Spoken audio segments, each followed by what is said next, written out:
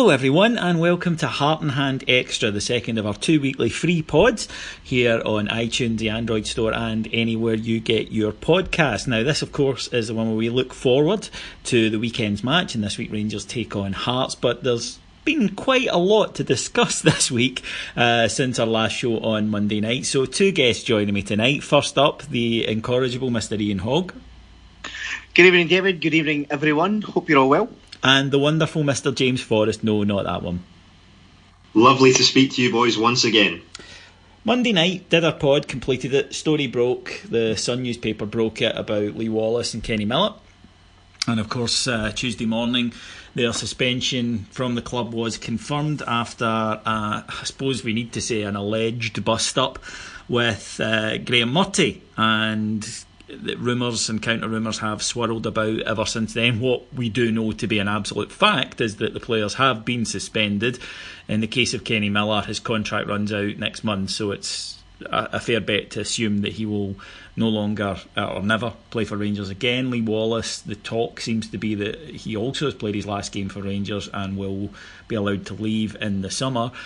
Now, over the last couple of days, because both players have excellent relationships with members of the press, their side of the story has started to come out, where they were saying that there was no physical altercation, it was an argument, it was a few home truths were stated, which they feel was to be expected after such a tame defeat for Graham Murty's part.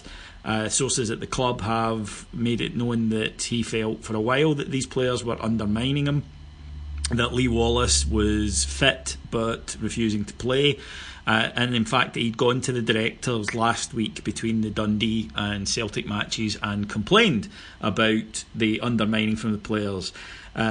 Thursday night, as we record this podcast, Graham Murty is still in position, and in fact Alistair Johnston, Rangers director, gave an interview this evening to the Press Association in which he said that Graham Murty's position will be reviewed without emotion at the end of the season, saying that you can't just look at these things based on the last result, as bad as it might have been, and that in fact Rangers are a little bit ahead of the curve in terms of our progress. So Hoggy, lots and lots to unpack. Let's kick off. What's your views on what I suppose we will term Miller-Wallace-Murty gate?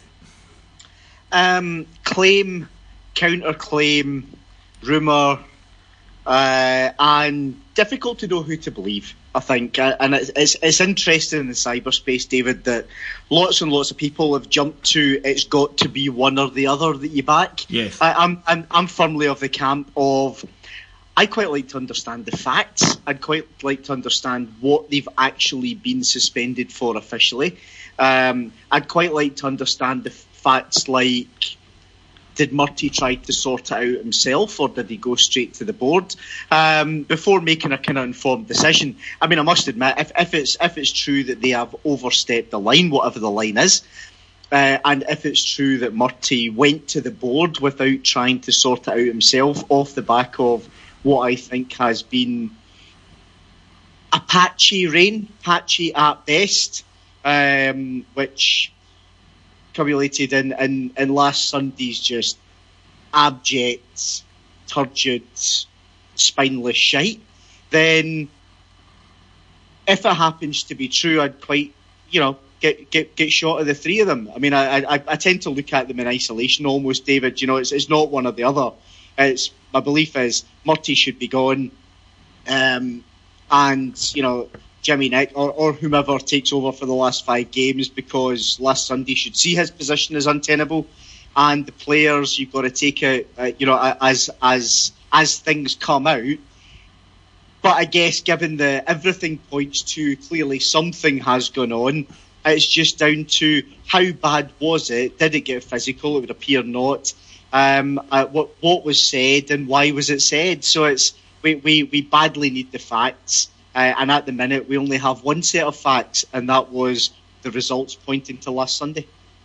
James, Hoggy touches on a very interesting point there. I think that us in the UK are conditioned to see things in terms of good and evil and right and wrong and goodies and baddies, and in situations we tend to sort of want to know who the good guys are so that we can pick a side and that's how we go with it, and you've certainly seen that, and there's no doubt, incidentally, that both Kenny Miller and Lee Wallace have done more for Rangers, regardless of your particular opinion on them. They both done more for Rangers than Graham Murty has. So a lot of fans have, understandably, jumped to their side, an unpopular manager against two popular players. But as Hoggy touches upon, sometimes there are no goodies, and sometimes in a side it's quite possible for all three of these guys to have been wrong. In situations like these, one of the interesting things to do is to look on Rangers Twitter, and in terms of Rangers fans, and to kind of get a gauge of reaction to what's been going on. And the line that has been sort of brought out again and again is a picture of Lee Wallace followed by "his only crime was loyalty." Now, that very clearly shows that fans are very much on certainly Lee Wallace's side. Less so with Kenny Miller. Yeah, I would agree with that. I would agree with that. I think fans have been more sympathetic towards. I think there's an understanding with Kenny Miller. Also, it's not the first time. There's an understanding that this sort of thing has happened before with Kenny Miller. I think, had you said to a Rangers fan, there's going to be a blow-up with players next week, name the two, I think they would have all came up with Kenny Miller and few would have came up with Lee Wallace. Yeah, because obviously Lee Wallace has been with us from 2012 all the way through. A lot of people have said stuff like, he's sacrificed potentially a decent international career, which I tend to agree with in that opinion, incidentally. But, it's in regard to Kenny Miller, it's not the first time. He's had a problem with Pedro Caixinha before, to the point where Caixinha basically ostracised him. In the end, Kenny Miller's won out.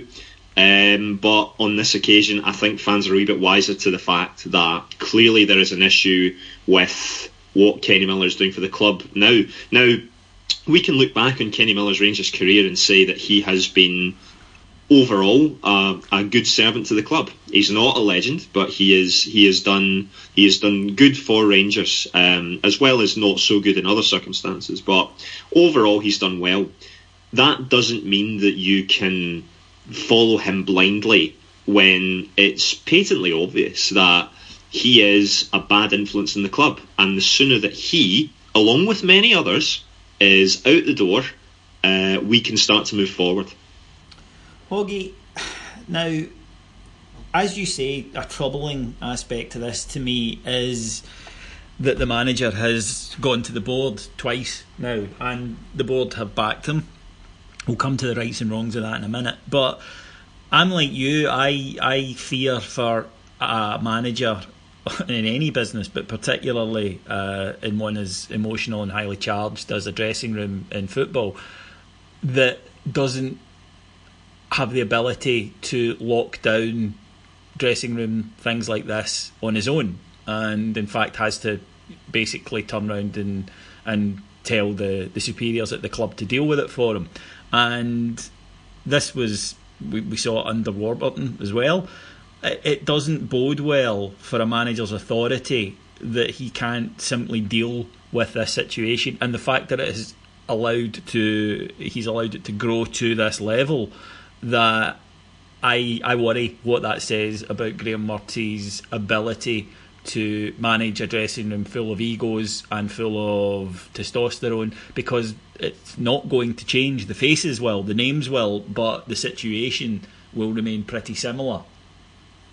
It makes me question his ability to handle true pressure at the biggest football club in the land, and I simply don't believe that he can. He's never had this experience before. He's been pitched in at the deep end in traumatic circumstances, into chaos. He's tried to make sense and make success out of chaos and failed. Let's face it. He's lost in this term since the very last weekend in October. I think he's lost 8 matches. That's a lot of games.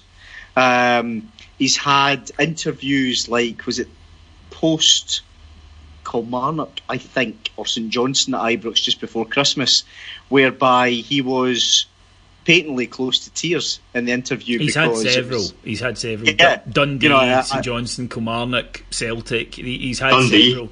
Yeah, where he's quite clearly been choking back tears. Yes. Yeah. So that was the first time. We've seen it again. We saw it on Sunday. He's,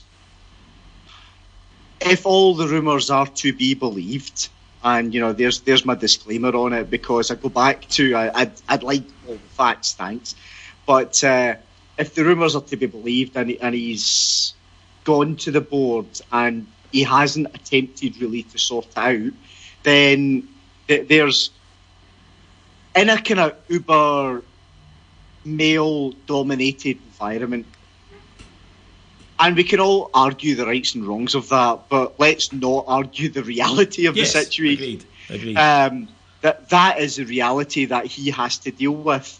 He's not been dealing with it. I fear for him on Sunday. I fear for him because of the... I do think that the atmosphere will be quite poisonous. Or resigned, one of the two. And if it's resigned, should Hearts score and go ahead, it'll become poisonous. And I sincerely hope that does not happen. I want us to win. I want us to scud Hearts 5-0. But I do fear for him in that sense. I do think he should have been taken out the firing line because he's not performing. And I do think that the board's got a duty of care to look at him and think, do you know what? Are we keeping him in there simply to cover our ills and our arses, and effectively just offering him up as bait? My view, James, is that he's not getting the job. I think it's clear. I think it's been clear for a few weeks, and I think his demeanour has altered in that time. I think if you look after the Celtic game and the Kilmarnock game, I think his demeanour has altered and has shifted, and he's almost looked like a man who knows he's not getting the job. And of course now it's abundantly clear. Let's just put our cards on the table here.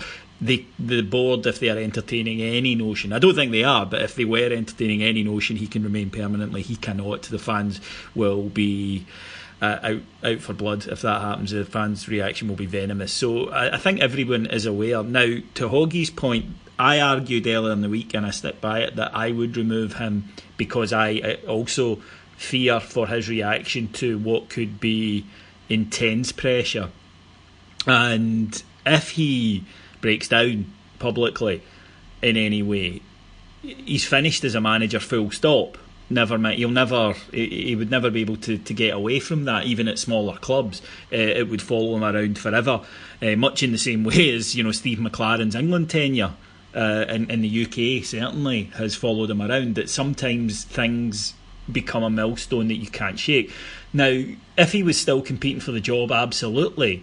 But for me, I agree with Hoggy. If I had an employee who was showing such visible signs of fragility and let's not be coy about it, issues, then for his own good I'd be saying take a couple of weeks off. And in the case of Graham Murty, I'm not sure I see quite what the board think the outcome is here.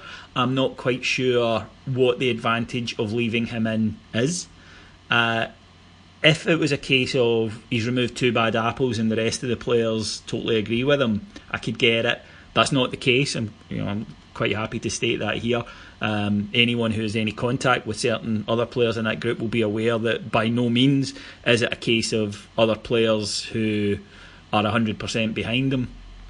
So I don't get it, and I'm like Hoggy. The cynical side of me says, well, if Hearts score and the fans turn on Sunday or in future matches, they will probably turn on Graham Murty first. They'll turn on the players, they'll turn on Graham Murty, and then third in that line will be the board. Whereas if they remove Graham Murty, the fans are clearly not going to turn on a Jimmy Nicol or a Jonathan Johansson. It's clearly not going to be their fault. They're not going to be in the target, or they're not going to be seen as targets at that point. So is that the reason he's remaining? And what, if any, is the plan for the next 5 matches? Because we're still in a fight for third. For second. God, I'm taking this down a place. We're still in a fight for second. Well, there's a few points to cover there. First of all, in regard to Murty still being in this position, I think the three of us had talked about this not that long ago. There's a duty of care that needs to be put in place here, because you're right. Graham Murty has never shown in his tenure at the club as being the interim manager, he's never shown that he's able to take the pressure that being a manager of such a big club as Rangers, is. He can't take that pressure.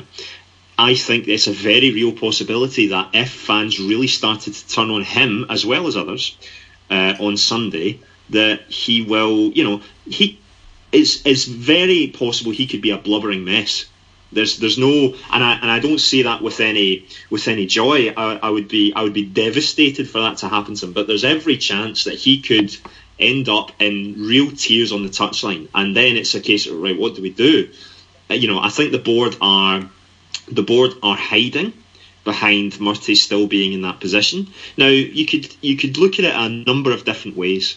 I'm going to credit Stuart McCall, because on the chat, one of the points he raised, and I think is an interesting point, is I think as you say, it's right that Murty's not going to be in the frame for this job, and obviously that would mean that you would hope the board are looking for managerial replacements. Now, are the board saying that we need to show that we back our managers? And so in this situation that we've had with the Miller, Wallace, Murty gate, we show solidarity with our manager because that makes us more attractive to future managers at the club. There's every possibility, and I think it's an interesting point that Stuart raises on that. I should point out that's our Stuart McCall, not the ex-Rangers legend. Oh, yeah, I never thought about that. Yeah. But yes, no, that's right. Although, if the Stuart McCall, yes, that one wants to get in touch with us on that, would be more than happy to hear from him, I'm sure. Yeah, absolutely. Yes. Now, to the game itself, if the Hearts manager Craig Levein had any sense of smarts, they would be daft not to go gun-ho in the first minutes of the game, because an early goal could just completely destroy the atmosphere. I don't know what the atmosphere is going to be like. It's going to be fascinating, and I'm worried about what it's going to be like, because I cannot. There's nothing positive you can take, and that's down to the board. They've not done anything in the last week that gives fans a sense of optimism going into, as you say, a difficult run-in. This is a difficult run-in where we are challenging for second. Heck, we're challenging for third. The priority that this squad have is to get into Europe next season. Second would confirm that. Third would confirm that. Fourth doesn't necessarily confirm it.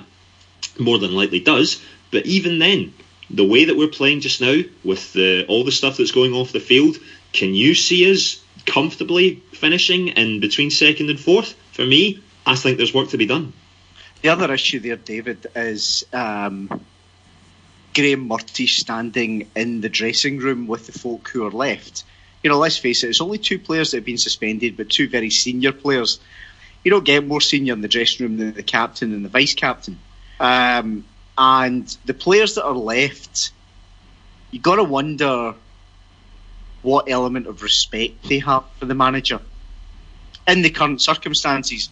Unless, of course, they all fucking hated Kenny Miller and Lee Wallace. And I don't believe that to be true for a second. What I would say is, what I've been told, and people can either choose to believe me or choose not to, but that there are a lot of players who are foursquare behind Kenny Miller and Lee Wallace. There are other players who dislike Miller and agree that he is a disruptive influence, but it doesn't mean that they are automatically in Camp Murty either. Yeah. So, yeah, you don't have a situation where automatically, if players think that Kenny Miller is a bit of a disruptive influence in the dressing room, and in particular young players, I think that have been surprised by the attitude of Kenny Miller towards him. It doesn't mean then that they think, so Graham Murty is automatically right. So I don't believe there's a great groundswell of support for him in the dressing room currently. But I do think with what we've all been in a situation whereby we've had a shite manager. Yes. Let's face it, yeah.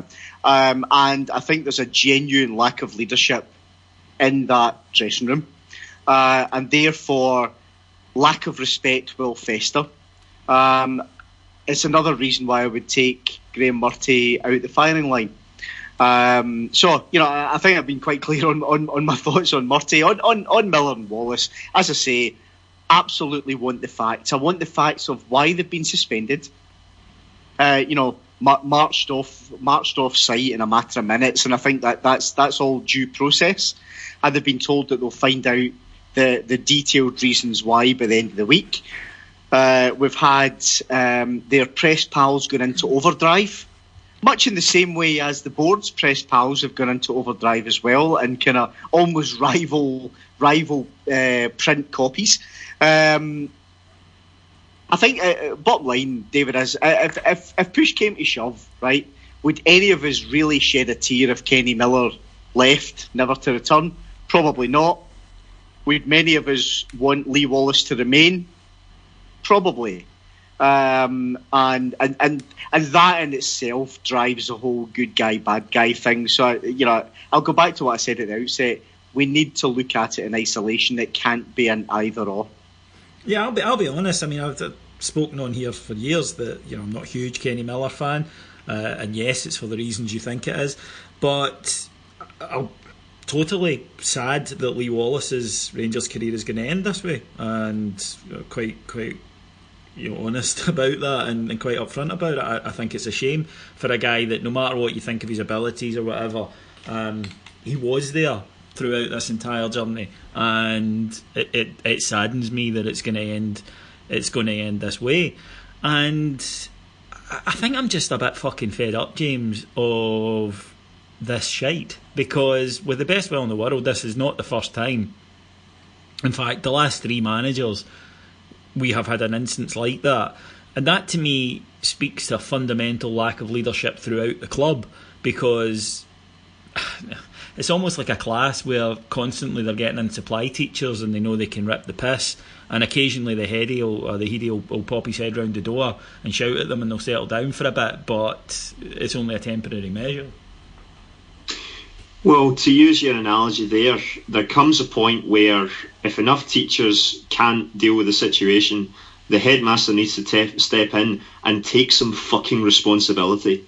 And I think that's been lacking desperately. See if, and I don't care how good someone has been for Rangers over the past however many years.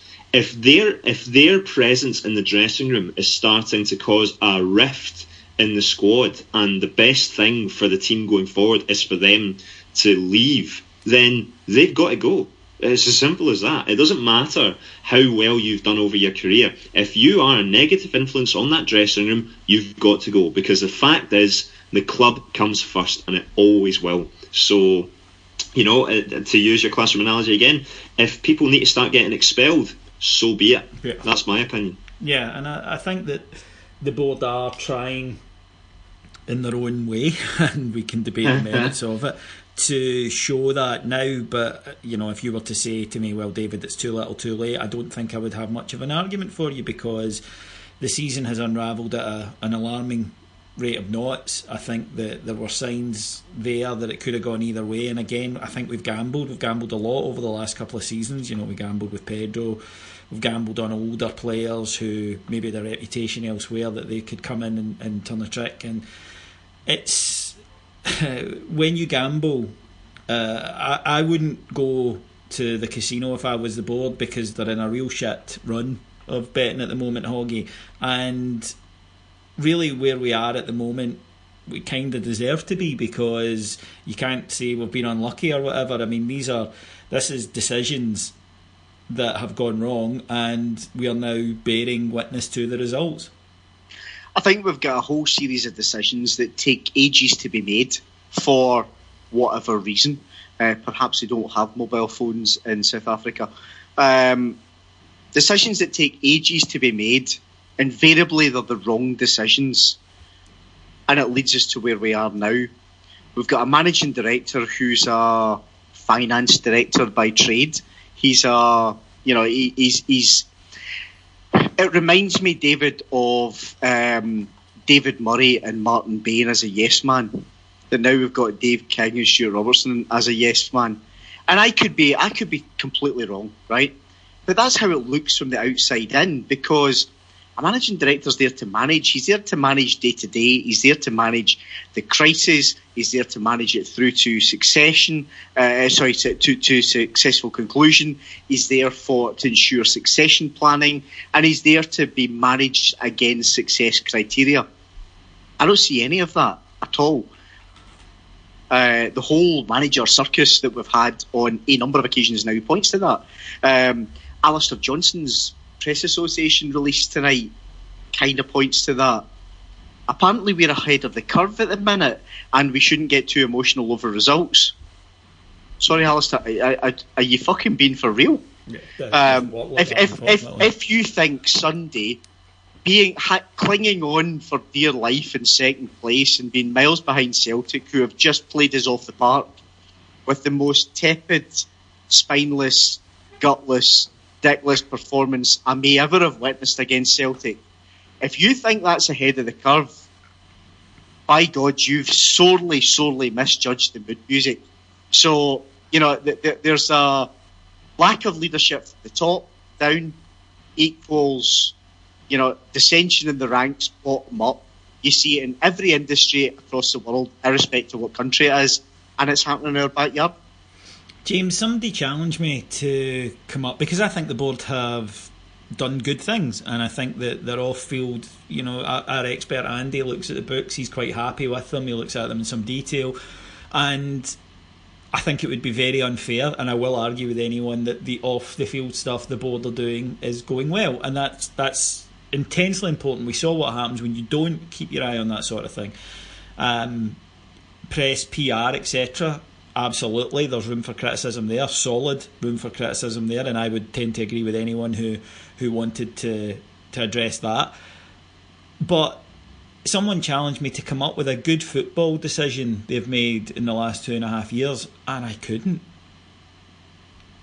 Yeah, I can't either. You say that the board have done, good things when it comes to off-field stuff. Yes, I would agree. I think there's been progress made in regard to the financials, in regard to, our PR. There's improvements there, but that's like a goalkeeper who is fucking brilliant at diving to his right, but cannot use his left hand to save anything. So, it's halfway there. Yeah, there's decent stuff going on, but you need the all-round package for it to work, and they're desperately lacking in footballing acumen. That might be unfair, because Mark Allen has, in his first kind of proper transfer window, has brought in some good acquisitions and looks like he could be a useful asset for us in the footballing department. So Mark Allen, there's an asterisk over that as to whether the board have actually done well on that appointment or not. But yeah, I think we can have a better judgment on that once the summer transfer window happens. Yeah, agreed. Put it into any other industry, any other organisational speak, and I think I said on the post-match pod on Patreon on Sunday, when I was somewhat animated, I think it's fair to say, I talked about the board have clearly done superb things for us, and we will all be eternally grateful. But at some point, you've got to kind of draw a line and say, right, that was the past, let's move forward. And in any other business, in any other operation, you would look at, let's call it the back office and the infrastructure versus the front office, the product and the sales. And effectively what the board have focused on is the infrastructure and the back office, and they've done very well there, and there's lots of unseen work, and it's sorting it out. But the front office, the product development and the sales has been utterly appalling, which at the end of the day, any customer base, that's what they see. That's what they make their informed decisions on, and that's what drives the money and the income. Now, the footballing decisions are effectively our front office, our product development and our sales. If we are getting that continually wrong, the money's going to dry up. That's pure business sense. So at some point, At some point, the board, who are all very, very successful businessmen in their own right, in their own field, are going to have to start treating Rangers as they would treat their own business and get that front office bit sorted and get the front office decision making sorted. I'm fairly sure, and I'm going to exaggerate to make the point. I'm fairly sure Dave King wouldn't have the T-boy in charge of his front office and product development operations, and therefore I question why Rangers have got that. To Sunday's game, now James, you said earlier you're wondering what kind of atmosphere it'll be at. I think it'll start off sullen and quiet. I don't think that fans will go there and immediately start venting. I think that I think the attendance will be down. I think it would have been anyway because of the kick-off time and the fact it's a Sunday, but I think that there'll be a sullen atmosphere. I think the Union Bears have already said that they are planning to be silent as a protest, and I think the atmosphere will be quite dark. It will then depend on how the game itself will go. So let's try to, within the context of that, analyse the game. We're playing a Hearts side who have made the top six, haven't been, I think it's fair to say, probably the least impressive of the top six sides in terms of their league performance this season. And I think probably the side that the most are just happy to be there. Craig Levein came in, steadied the ship.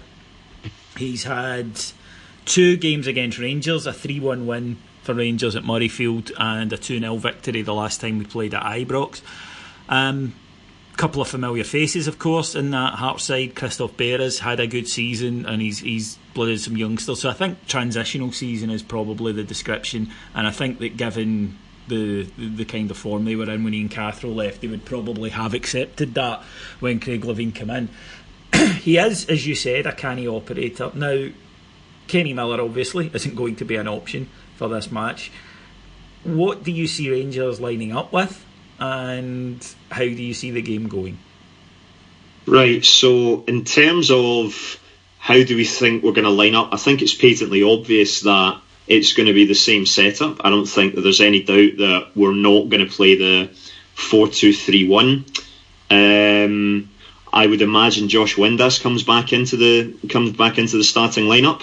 I would imagine it will continue to be the midfield of Dorrans and Doherty. The wide players will still be there. Centre backs, probably a combination of either, well, I would imagine it's probably going to be Alves and Martin, because I think McCrory would be suspended, and it will be Morelos up front. You know, it's that predictable, it's that easy. Touching on your point of the atmosphere, this is a point that rankles me a lot. For us to protest is perfectly within our right. You know, you protest the way that you want to. If that means that you decide not to go to the game on Sunday, by all means you do that, 100%. If you're going to the game, I will be one of those that will be there on Sunday. If you go there and you want to vent your anger at the board before the game, you're perfectly entitled to do that. But when the whistle goes for the start of the game, the idea that we're going to not sing, we're not going to not back the players during the 90 minutes is something that baffles me. No matter what is going on, you have to back the team that's on the park. Because if you don't, then frankly, you, in my opinion, you don't care about the result. And we're not in a position where we can't care about the results. Especially when at the end of the season, when we do have things to play for. It might not feel like it, but yeah, we really, really do. So I would hope that fans will get behind the team, and I would hope that gives the players the reaction that they need going into this game. I think that's a nice. Hang on a minute, Hoggy. I think that's a nice sentiment, James, but I don't think it's going to happen. I don't think there'll be protests at the start of the game, but I do think that there will be this kind of quiet, almost funereal atmosphere. And let's be honest, we've seen at Ibrox this season, there are people who are upset fairly quickly and fairly easily, and now they've had an awful lot to be upset about. And I just worry that what happens when the misplaced passes start, because we've seen before that it can be a difficult environment at the best of times. And now you're throwing in the fact that the fans have had an awful lot to get upset about. So while I agree with your sentiment, I just don't see it happening. I think the atmosphere will be at best quiet. I also think groups like the Union Bears are, personal opinion, taken for granted at Ibrox, both by the club and by the support. And quite often they're viewed almost as performance seals, and they're not in the slightest. Can you imagine what Ibrox is like without the Union Bears and before that the Blue Order? Yeah. It'd be like a library. We'll soon find out on Sunday. Because actually the Union Bears are well within the rights to say, do you know what? We're not going to jump about like loonies and sing for 90 minutes because we're fed up of this shite. And actually, if they sang their hearts out and jumped about like loonies, that there is a part of me that really, really sympathises with the view that, well, they're backing what they're seeing. So I get the sentiment, James, and I think conceptually it's the right sentiment. But certainly from the Union Bears' point of view, I wholly back their stance on this. James?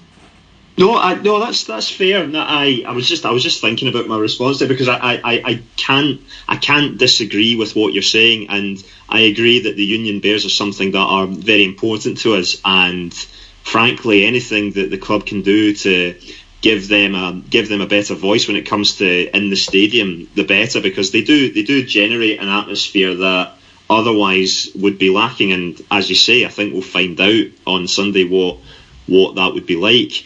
I guess from my point of view, the sentiment is there that you want to back the team, you want to do what you can, especially we're not in a position in terms of the table where we can put our foot off the gas on that one. But in saying that, I think that we have every right to vent our frustration at what has been going on, because we're Rangers Football Club. It's not fucking acceptable what's been going on, and look at what everything that's been going on. Look at what it's making us do. It's ridiculous. Yeah, I think that it was the manner of the performance last week was the final straw for so many people, because there was nothing about it that you could in any way accept, never mind praise, and it knocked the stuffing out of a lot of Rangers fans, because it did appear that you had a team that didn't care. And I, for one, don't buy this. Well, they were all upset when they get back to the dressing room. Well, whoopee, too little, too late. You don't need to live with it. You get to go to Auchenhowie and live in the bubble. We're the ones who need to deal with it on a day-to-day basis. And yeah, it was an unforgivable display, and we therefore can't expect that within a week the fans will have forgiven them for it. In fact, the only way to rebuild trust is to come out on Sunday, buzzing, chucking themselves into tackles, going for every ball, to try and make it up to us, because I think that it was a disgrace. It really was. It wasn't just the fact that it was a defeat. We've seen defeats. Defeats are disappointing. It was a surrender. It was abject, and the fans, I think, were, for so many of them, it was like, no, you've broken the trust that is essential in any support or team relationship, and whether or not they can get it back, I don't know. But the best way to start to attempt it is, as I say, ferocious commitment. Are this 11 capable of it? And it's interesting, Hoggy, that James has said he doesn't, apart from maybe Josh Windass for Andy Halliday and any suspensions and injuries, he doesn't see any changes other than going back to the 4-2-3-1.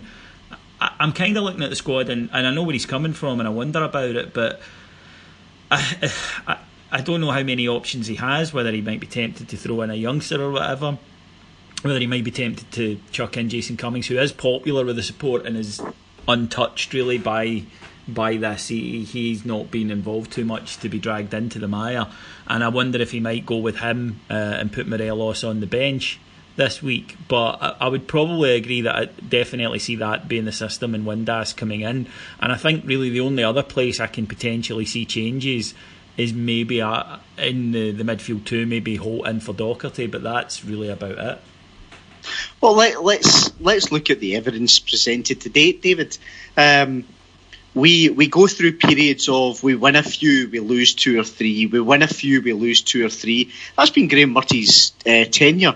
And all the way through, we've played exactly the same, by and large.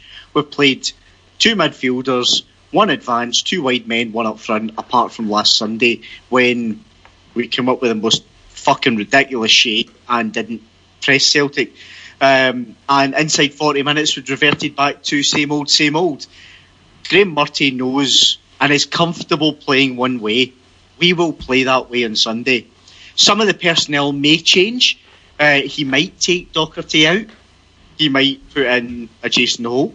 Andy Halliday won't play. That's a fucking racing certainty. That's a certainty, yes. And Josh Windass is a stick-on to play. I suspect Cummins will play instead of Morelos, almost from a kind of, positivity factor.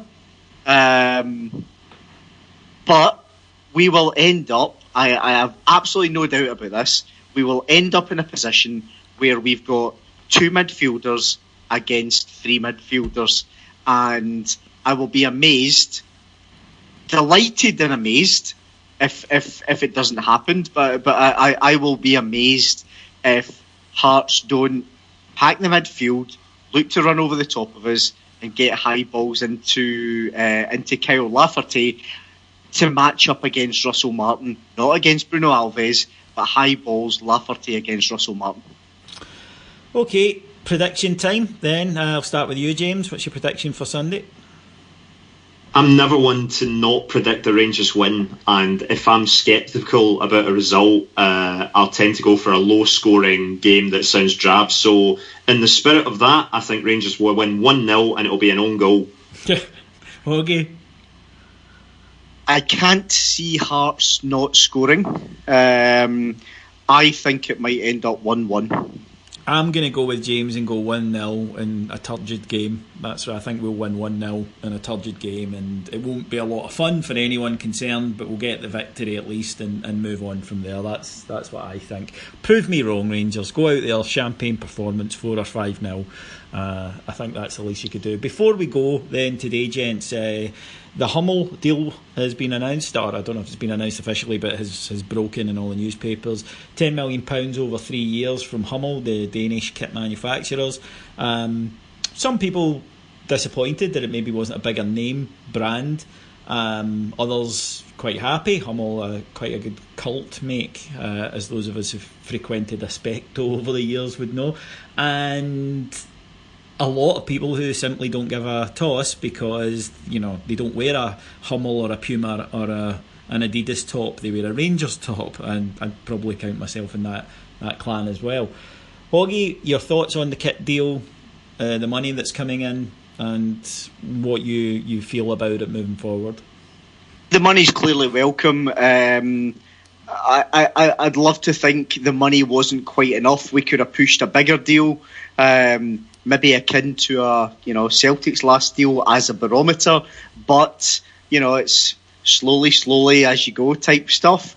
So it's a decent deal. It's not a brilliant deal, but it's not a poor deal. Hummel versus an Adidas or a Nike or a whoever, you've got to weigh up. Really 2 opposite sides of the coin. If you go with a tried and tested big name brand like an Adidas or Nike, you're down the pecking order. If you go with a Hummel, we will be the biggest club that they have. So therefore, it's almost the massive machine versus Hummel will go all out to sell our kit. So, I think ultimately it's an interesting deal. I hope we make the best of it. I hope it's the £10 million plus whatever sales are. I hope Rangers fans go out and buy as many as they fucking well can because we'll make more money. I've seen lots and lots of chatter around, and let's make one of the strips orange. My own opinion on that, David, for the record, is I couldn't give 2 fucks about the colour of strip. I'd rather get the players playing 120% inside the jersey and bother about that first. But from a marketing point of view, whatever makes us most money. And of course there is the part of me that says let's stick it up to everyone else. I think orange kits have been discussed, but I don't think there'll be one next season. I'd be really surprised if there was. James? Yeah, no, I completely concur with everything Ian Hogg said there. I think that it will never matter to me what is written on the top right hand side in terms of who the kit maker is. All that's ever going to matter to me is the badge that's over your heart on the left hand side, and that will always be RFC to me. So no matter who's making the kit, that's all that matters. So long as it's a nice blue home kit, then you're happy. As far as the money, it's a considerable improvement on what we had previously, so going in the right direction. I bow to the superior knowledge of guys who've got a bit more nous in the financial aspects of football, but it's progress, so yeah, all for it. Yep, absolutely. I mean, it's going to be more than 10 times what we've made from strips since 2012, so yeah, I'm quite happy with the financial figures. So Hoggy says once we demonstrate again the amount of kits we can sell, we become more attractive, and then next time we can ask for more money. So I think it's, as you say, it's a step, it's progress on the journey.